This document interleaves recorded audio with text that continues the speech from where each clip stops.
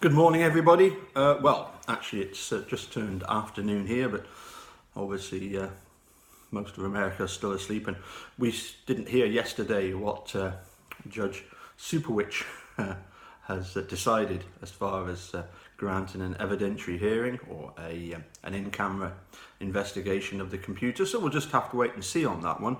Of course, there's a certain amount of speculation that maybe her hand, Judge Superwich's hand, was slightly forced by Kathleen Zellner being quite happy about the fact that on Friday, if there was a denial again of a hearing, then it would simply go to the Court of Appeals, and eventually it would go further and further up the food chain until eventually you'd get to the ones that weren't under the sort of pressure that maybe Superwich is under to keep denying and to not even look at sensibly all the evidence that Kathleen Zellner has submitted thus far.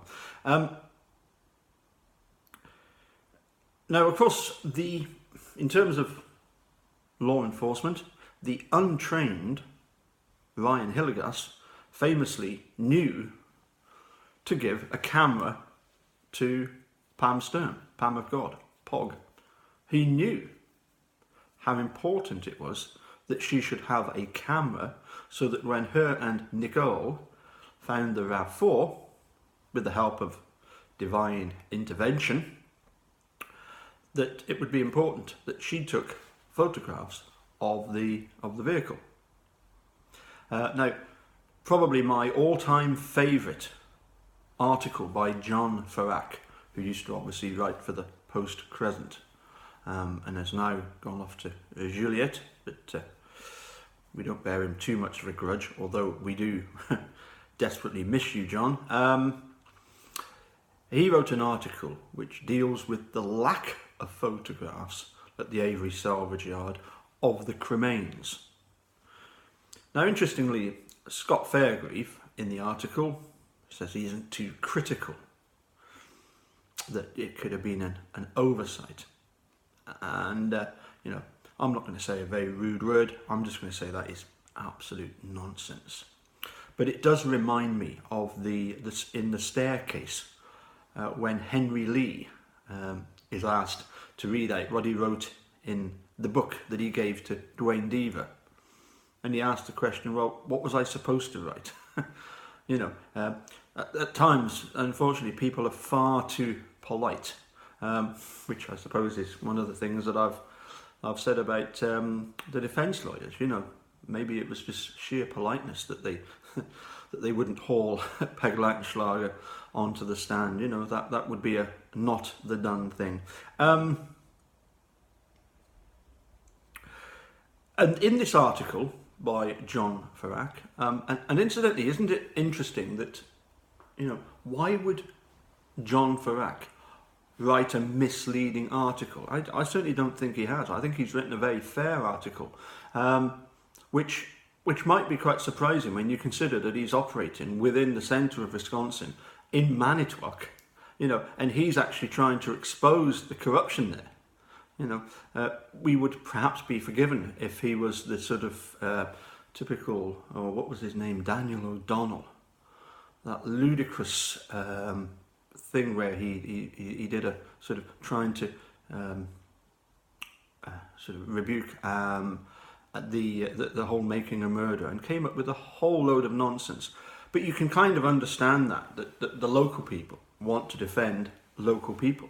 Well, he was working there in Wisconsin, and he came up with some great articles. As I say, probably my favourite one is this one, the lack of photographic evidence, and I will endeavour to leave the link below so you can go straight to it and have a read of it yourself. But it got me thinking that with law enforcement being there, maybe they did take photographs. Maybe we simply haven't seen them yet. I mean, is there any chance that somebody has got them in their possession? Do we know of anybody that could perhaps put evidence into his own private storage? I'm trying to think of someone. If you can think of someone for me, then just let me know, okay? I'm sure I've heard of somebody that has done that. Now, one of the things that the English and the French do not do is get on very well together. The one joke I heard was about the English lady and the French lady that were discussing each other's country of origin, criticising one another. And the French lady sort of retaliated with, you are horrible people, you burnt our Joan of Arc. To which the English lady simply replied, ew, well, we must have been a bit cold, we must have wanted to keep warm. Which is a joke answer, obviously. It's not the real answer. But it reminds me a little bit about guilters and how they will twist literally anything to try and make their narrative work. In fact, I would go so far as to say that they actually insult, their own intelligence. As I say, there's no way that John Ferak would write a misleading article. Pam of God gets given a camera and finds the car in just 25 minutes, just after having been given a camera by Ryan Hillegas. They really do like to avoid looking at anything that suggests that Steve is innocent. And whenever they do come across something that's a bit uncomfortable, then they make up their own stories. I had one this morning telling me that there was nothing of any evidentiary value on the computer. Excuse me?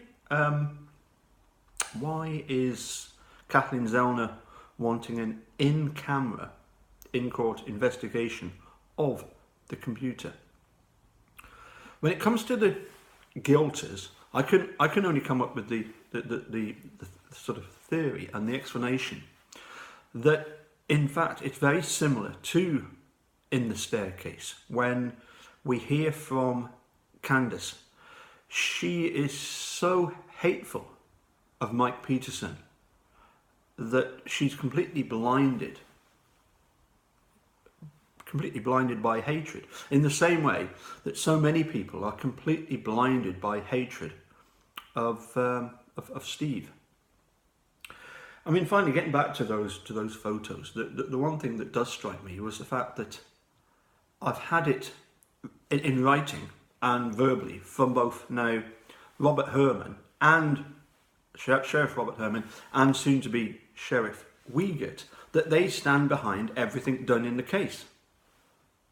So in other words, they approve of the lack of photos. Very, very odd, isn't it, Anyway, as I say, I'll leave the link below. If you can think of anybody that, if there are photographs, might have... I've heard of somebody involved in the investigation who kept hold of... was it a CD that he kept hold of for 12 years? Maybe it was him that's got the photographs.